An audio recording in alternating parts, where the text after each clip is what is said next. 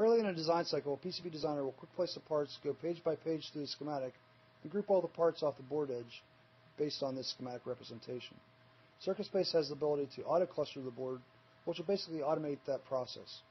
To run this command, you would open up your board parameters, decide whether you want to auto-cluster by schematic, by channel prefix, and if you have a schematic, what type of schematic it is, whether it's Concept HDL, Capture CIS, Mentor DX Designer, or even a PDF of your schematic.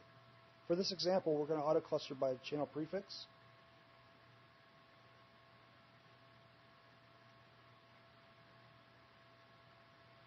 So I'll select Auto-Cluster in the Options panel. I'll decide which components I want to actually auto-cluster. I can't actually put a window through parts to select them, but if I'm going to auto-cluster the entire design, I just say check all and quick add all the parts. I can auto-cluster by room, by schematic, by prefix or suffix. And like I said, we're going to auto-cluster this example by prefix.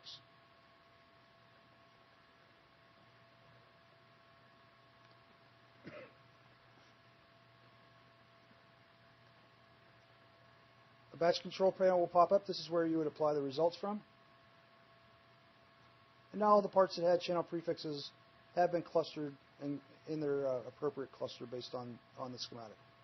Any of the remaining parts that did not have prefixes on the ref-des have been left behind, and now you could do a secondary operation and auto-cluster by schematic if you chose to.